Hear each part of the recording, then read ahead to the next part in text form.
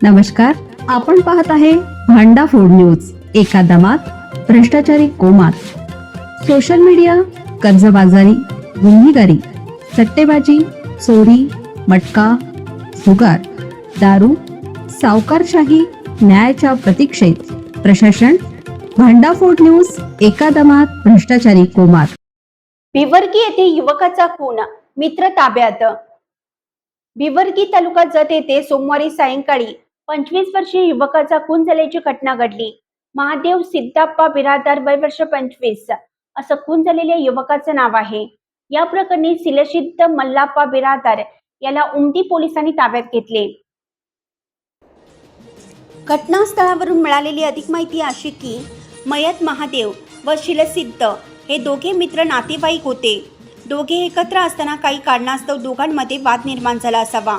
यातून झालेल्या हाणामारीत महादेव खाली पडल्याने डोक्याला मार लागून त्याचा मृत्यू झाल्याचा संशय व्यक्त करण्यात आला आहे. नेमक्या कोणत्या कारणावरून वाद झाला आणि खून झाला का याचा तपास पोलीस करत आहेत. घटनेची माहिती मिळताच उमदी पोलिसांनी घटनास्थळी धाव घेत पंचनामा केला. मृतदेह उत्तरीय तपासणीसाठी पाठवण्यात आला. दरम्यान रात्री उशिरापर्यंत या प्रकरणाची पोलीस ठाण्यात अधिकृत नोंद करण्यात आली नव्हती. सलग खुनाच्या घटनांमुळे जत पूर्व भाग हादरला. उमदी पोलीस ठाण्याच्या हद्दीत अवघ्या 2 दिवसात खुनाच्या 2 घटना घडल्याने पूर्व भाग हादरला आहे.